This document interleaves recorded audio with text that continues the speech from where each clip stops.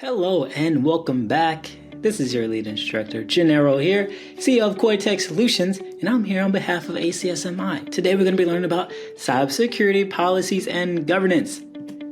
Let's hop right into it, shall we? So cybersecurity itself, right? It's no longer just a concern for an IT department. It's expanded. This is a critical function now. Everyone should be aware of cybersecurity in your organization. Because think about it. Think about our economy. We're digital first now. So at its core, the policies that we put into place, the administrative policies that we put into place, acceptable use policy, BYOD, DLP, what they lost provision. But you kind of get what I'm saying here. That is going to all be wrapped into some form of policy. Now, the governance piece is a little bit different. This defines how organizations can protect their digital assets. Because again, we want to talk about compliance and minimizing risk, but understanding that there's a process to it. There's a process to how we go about ensuring that these actually happen. So the role of a policy within cybersecurity, this is the first line of defense against internal and external. These are documents. I talked about policies, right? Now they're going to act as a enforceable code. It's going to tell the user what should they do? What can they do? It's going to guide the behavior of the employee, clarifying what measures are we putting into place and ensuring that compliance is at the forefront. And it's going to be met with the right regulatory body. We talked about the different frameworks. This is what it kind of works hand in hand, and we'll talk about this now. So think about it like this. A policy is written in a non-technical way. It's going to ensure that you can scale with the organization because it's going to grow.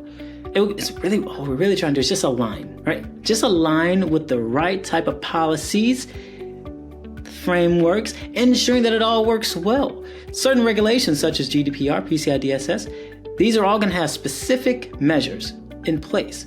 So organizations must have to adopt this. Now, they don't have to adopt the whole entire thing, just bits and pieces of it if it really makes sense. And we want to have this across all departments.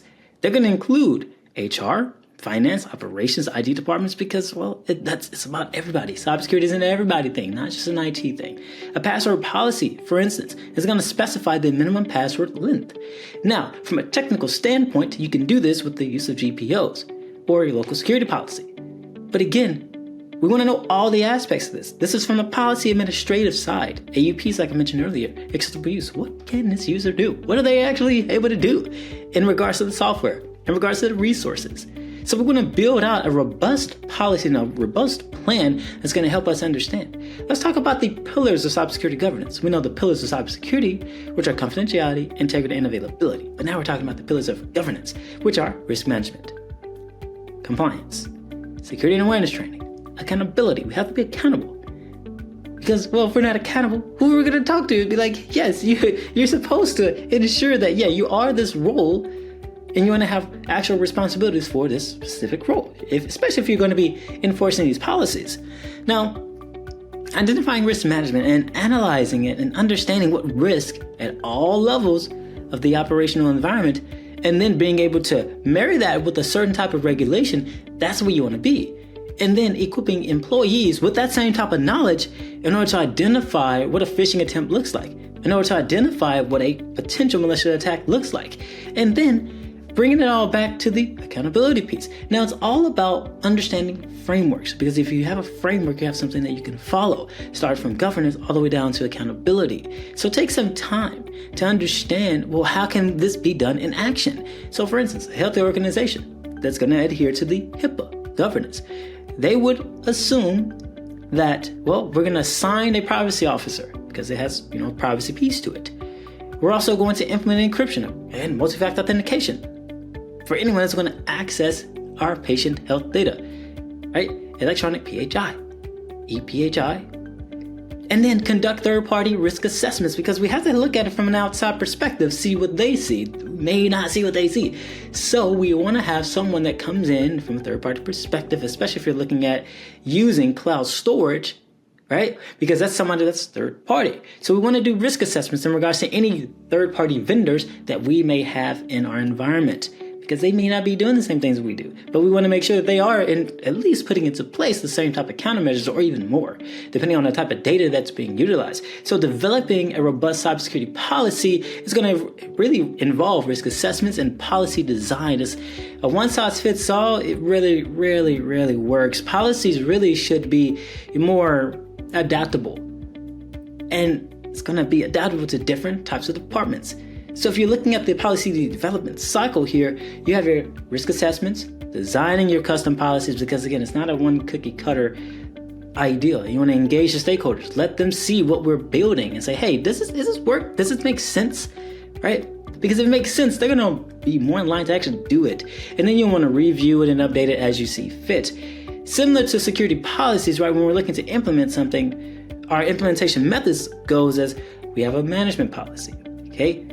Someone that's going to, or at least a tool that's going to allow us to have everything in place, okay, that we can see. It's like a single pane of glass in a sense. And then you're going to have training policies that are going to associate with that, and then a program that you can use to ideally say, hey, this is what we have, right? We have password policies, AUPs, we have all these different types of information. Now let's do some training around that and explain how this actually works. How do you handle sensitive data? And then you want to have performance metrics, such as KPIs, right? Such as, hey, time to detect threats, number of breaches prevented, because these numbers actually matter if you're in an organization and you're trying to implement a security program. Now, security policies. Think about it like this. You have your policy management, training programs, monitoring compliance, and then performance metrics. If you have all of that, you have yourself a well-rounded implementation cycle. Some of those key regulations and frameworks, like we talked about earlier, GDPR, HIPAA, PCI DSS, they're all going to have their own type of way of going and doing things. Okay? With our governance frameworks, we have readiness CSF, COVID, ISO. So keep in mind that there are major security regulations, and you can just kind of keep stepping down until you get that organizational level. And then the emerging risk and future trends, like we talked about before, just know that, hey, if we're going to have more threats coming in, if we're going to have evolving technologies, we want to stay ahead of the curve. A real-world example is going to be, let's say retail organizations, they face constant threats to payment systems, of course, because threat actors want the money. They want all of that. They want the data. So using PCI DSS and encrypting the credit card holder data, maybe using tokenization, maybe using air gap systems, where that if it's a legacy system, maybe that system that's housing all the credit card data isn't connected to anything. And then understanding that network segmentation is ideal and ensuring that account measures are put into place, at least from the access management perspective. So you can do third party as well too, but again, you want to make sure that third party is handling those credit cards, at least the information, in a way where it makes sense, and that is adhered to PCI DSS. And some resources, you can look at the quick reference guide, you can look at the documentation around PCI DSS as well. Again, it's been great. We have just tuned into compliance, right? Frameworks wise. But again, this is Gennaro, your lead instructor, CEO of Cortex Solutions, brought to you by ACSMI. Again, I hope you have a great day, and I will see you in the next one. Take care.